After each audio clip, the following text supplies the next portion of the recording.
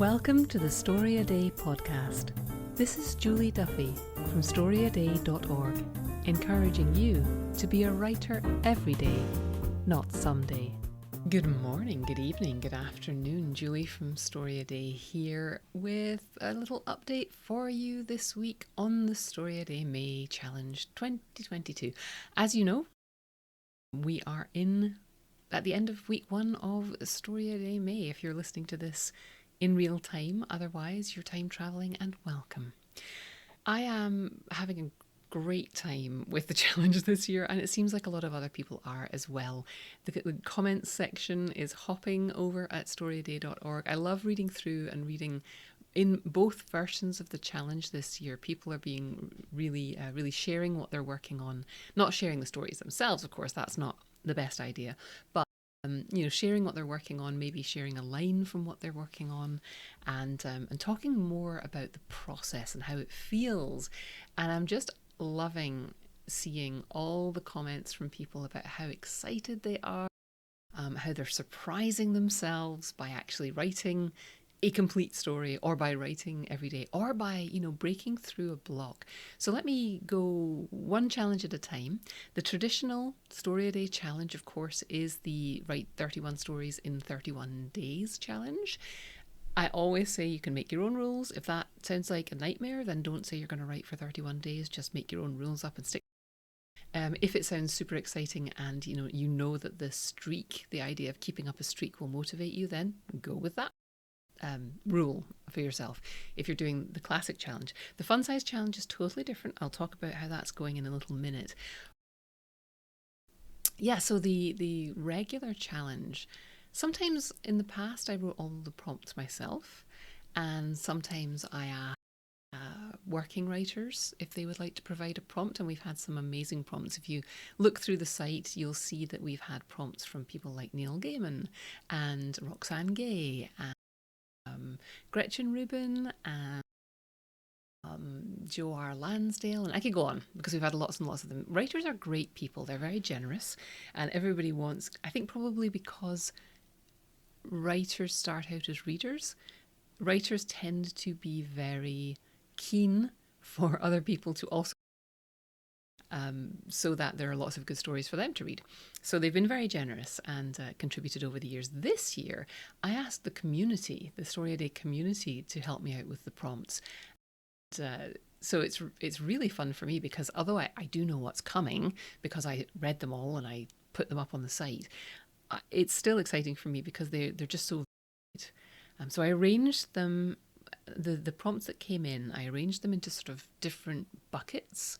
And week one's bucket has been all about limits, because it's very easy to go into a challenge like this excited and like full of big ambition and sit down on the first day and start writing and writing and writing something that ends up at 4,000 words and wants to be a novel. And that's not what this is about. This is about writing and starting and finishing things to prove to yourself that you can do it. It's about finishing so that you know when you come back to rework that story where you want it to go. It's about getting that little hit of finishing something, even if it's in the super sketchy form and you've just written, something clever happens here and then you've written your ending after that. That's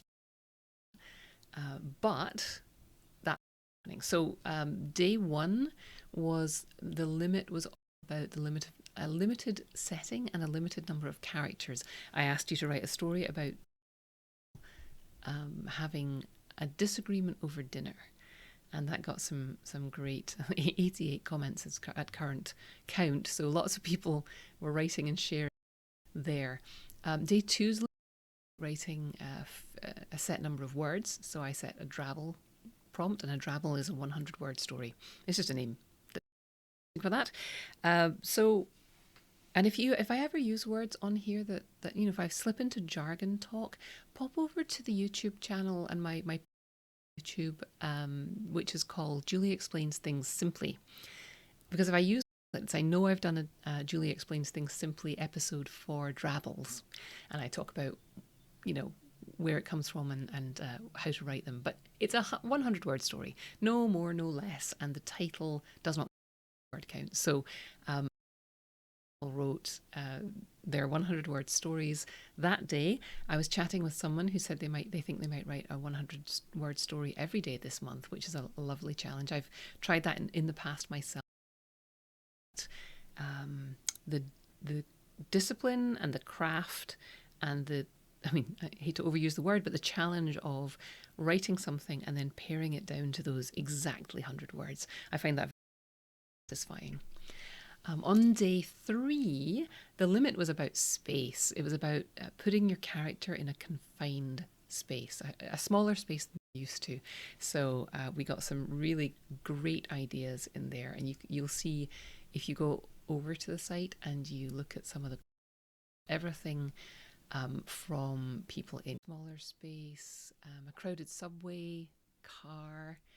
So tons of imagination, and it's quite fun to look at the comments because it might spark an idea for you which you don't need to worry about, because you will absolutely not write the same story that somebody else wrote. You're just not. Your brain works differently from theirs, so don't worry about looking into the comments and getting ideas if you're going back and catching up on a day's prompt, or coming to this later and thinking about writing, how to work with writing prompts.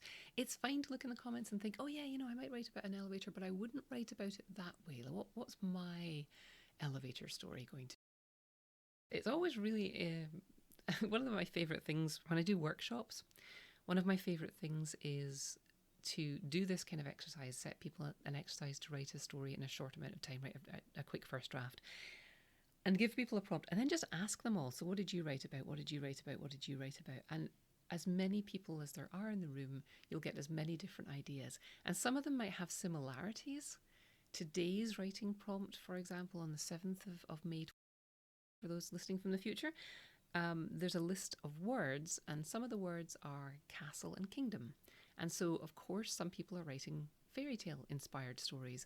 Other people are using those words in completely metaphorical ways and just, weaving them into the story in a completely different way.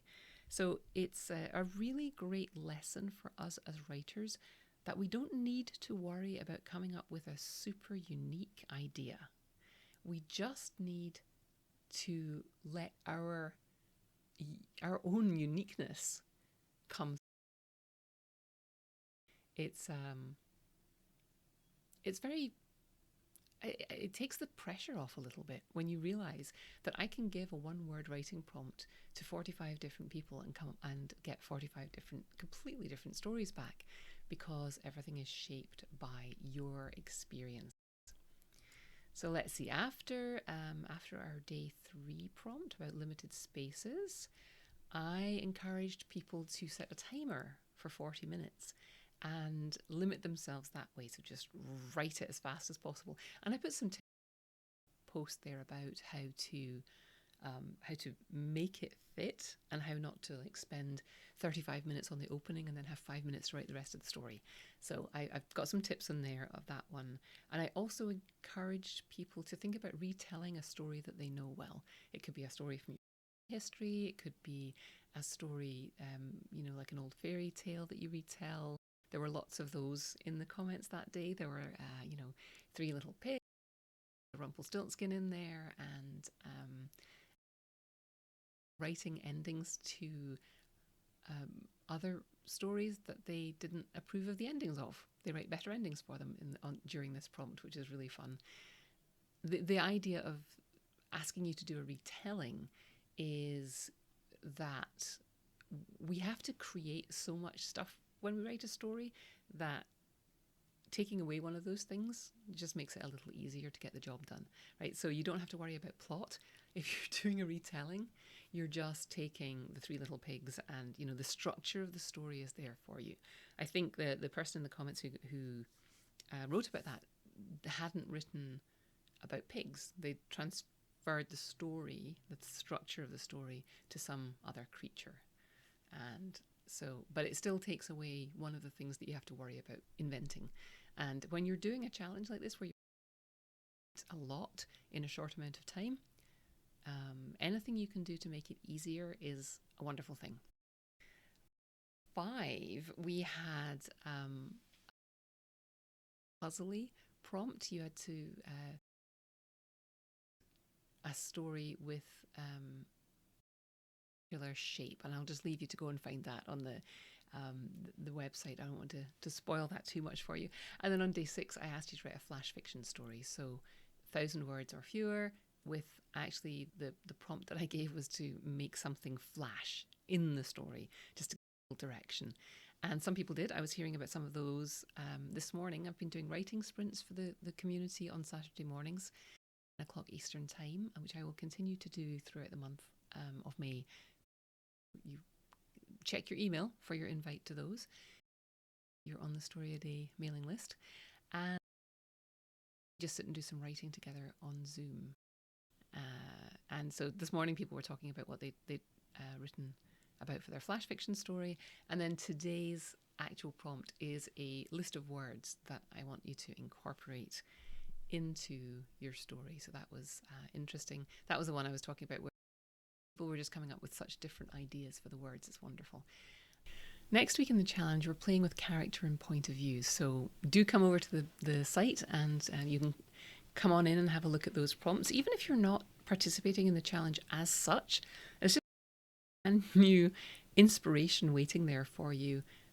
So come over to the site and take a look at what's there. And if you want to write a story this May, then pick one of the prompts and work with it. You can always ignore the prompt when people bend the prompt into unusual shapes and just use it as a jumping off point. But speaking of writing one story during May, I am also playing with this new idea for the challenge, which is my fun size challenge. For people who are like, yeah, I'm not writing 31 stories. That's just a recipe for disaster. And I'm going to feel bad because I'm going to fail and all the time. And I completely understand.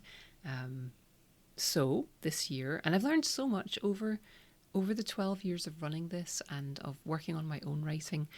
I've learned so much about what I assumed would be a good way to work 12 years ago and what is actually working out for people in terms of keeping their writing going. So the fun size challenge is for everyone who doesn't have the writing practice that they wish they had. And we're going slowly through the process of brainstorming and writing a single story all month. And I am taking it deliberately very, very slowly. So day 1 was just go out and gather some sparks. And when I say sparks, I mean just like little details about the world, just things that make you of the world as a writer. You know, the way the leaves are moving on the things that the guy said to me as he was pouring me coffee yesterday. Just little things like that. And on day 2, I introduced the short story framework, which some of you will know because you've seen it before. You've been around here for a while. But it's basically my Mad Libs version of how to deconstruct how to tell a story, to make sure that it keeps moving, that you don't get lost in the middle, and that you get to the end. So I introduced that on day 2. On day 3 in the fun size challenge, we talked about a more writerly mindset thing, which I talk about success and how do you define success so that you know when you have reached it. On day 4, I actually asked people to step back and read something that they love, because if we're not excited about writing, then how are we going to write writing that excites anyone else? And I really want people to understand that writing does not always equal fingers on keyboard or pen in hand. You are a writer when you are thinking about ideas. You are a writer when you're absorbing wonderful literature that excites you and moves you. You are a writer when you're thinking about how to organize your workspace so that you have your work. There's so much that goes into being a writer. I talk about my I Writer framework for a writing life. There's all kinds of different parts of being a writer. And the W, write, is only one of them, right? It starts with imagine. The I of I Writer. It's not I Claudius, it's not I Robot, it's I Writer. I is for imagination. And it's not just imagination getting ideas for your stories. It's having the imagination to see yourself, picture yourself, visualize yourself, give yourself permission to be a writer. That takes imagination and it takes courage. Right? And then the rest of the writer letters all stand of the writing process, including, revise, improve, engage, and I'm going to leave some out so that you have to listen next week. But yeah, so that's what we did on day 4. Fun size challenge was take that step back, step away from the desk, get into your comfy chair, grab your a book by a favorite writer or a book that you loved as a kid, and just reconnect to that sense of excitement about writing, that sense of emotion. Like, why do you love it? How does it move you? What did that do to your life? What has it done to your day that you've read a book and you've been given a sense of possibility that you maybe didn't have when you got up this morning and all you saw was the housework and the list of things that you had to do, and then taking a minute to read a story that puts you in a different life, and maybe that just adjusted your head a little bit for the day and made the rest of your day easier. Do you want to do that for your readers? Yes, of course you do. You want to make their lives better. Some of writing is about how it makes us feel. And some of writing and wanting to be read is about wanting to pass that gift on that we were given. That gift being given joy and terror and excitement and being able to lose ourselves in another story. So that was why I asked people to step away from their desks on day 4. On day 6, I shared a few really, really good current stories that have been published relatively recently, and asked people to just take a look at the opening. What I'm going to work on first in the Fun Size Challenge is the opening to your own story. So I asked them to look at other people and asked people to, before that I had actually asked people to think about a character. So if you're taking part in the Fun Size, what you missed on day 4, if you weren't tuned in, people to start working on the character for their story. And I gave a very structured way to work through that, which may or may not work for you, but it's just a way of sort of ruling out what makes your character special and interesting. So that's why, I wanted you to be reading something that you love, to think about the kind of characters you like to read about, because you probably want to write about the kind of characters that you like to read, and not the kind of characters that you think people are going to admire. Write stuff that you love. So then I sent people off to read other people's openings, and I shared these stories that look at and notice how they were establishing the character early on, where all kinds of stuff. Today's prompt for the Fun Size Challenge is about thinking about how the story starts, and breaking that down into a manageable chunk. Because when we think about writing stories, it's so often that we get overwhelmed by the huge task of creating a character that's cool, putting them in interesting situations, making giving it conflict, having that rising action that everyone talks about, and then being able to thinking about that as a whole big ball of wax is just a little unhelpful. So I like to break things down into manageable people in the Fun Size Challenge through those manageable steps that I use to write stories when I want to write a story.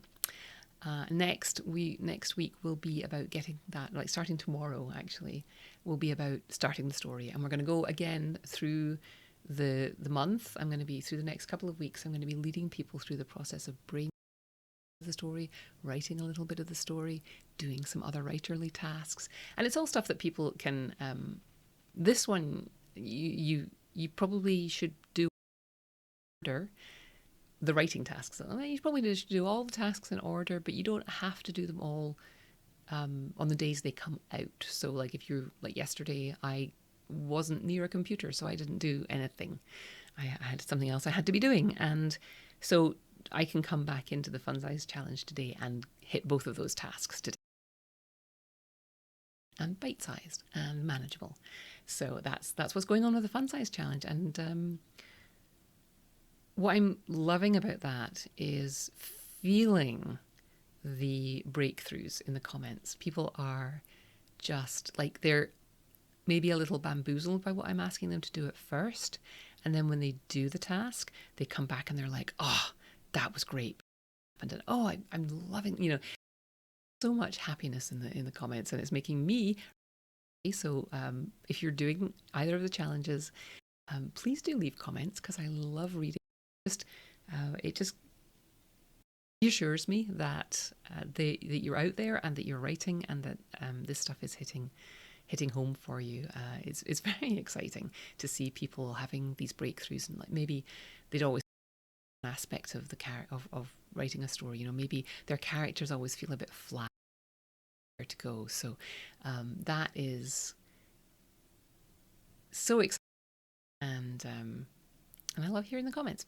So anyway, I think I've been talking for quite long enough this morning, and I hope that you are taking part in the challenge. If you are listening to the prompts from the challenge, you can search the blog. It's all, a lot of it's there. A lot of it, the challenge prompts stay up forever. The fun size one's probably going to go away after this, because I'm going to put it away and pull it out of the closet a couple of times a year, because it becomes something that you think, oh, I'll get to it someday. I want it to be something that you have to do when the event is happening, and the rewards are huge. You get joy, you reinvigorate your writing, you learn some skills, you teach yourself some skills, basically. I'm leading you down a path where you get to teach yourself how to write for you, because it's such a personal thing, and it's not something anyone can ever really tell you, and everybody's got an opinion on how you're supposed to do it, and how you're supposed to write characters, and how you're supposed to write dialogue, and you could read about this stuff forever and never write anything. So size challenge is only happening in real time. It will go away at the end of the month. You can still catch up if you haven't started it yet. It will go away, and it will come back in some form, probably in September, maybe in September, or maybe in some other form, because I'm always playing, I'm always tinkering with this stuff. I learn a lot every year, every month that I'm in this world, and I really benefit. Your feedback helps me with that. Answering questions for you helps me explain that. It helps me grow and adapt. So the challenge is always adapting, and my aim is not to get you to write 31 stories in 31 days. My aim is to help you believe you're right to write. My aim is to help you figure out how to do that in your life. My aim is for your life to get a little bit better, because you're doing something that feeds your soul. And my aim is to make the lives of everyone around you a little bit better, because you're feeling a little bit better. And then if your story touches a reader 5 miles away, 500 years away, how awesome would that be? But on a practical level, the things that we can control are the bits about your life, and your wild and, what is it Mary Oliver calls it? Oh, I've forgotten the quote, but it's a wonderful quote about your one wild, untamed life. What are you going to do with it? So that's my aim. Not to get you to write any particular number of stories, not to make you feel like a failure if you don't, but to help you help yourself get to your desk, do the thing that you love to do. All right, I said I was going to stop talking, and then I didn't, so now I really am. Have a wonderful writing week, and most of all, keep writing.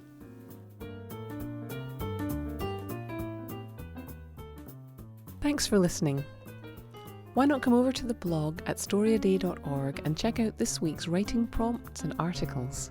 And in the meantime, have a great creative week, and of course, keep writing.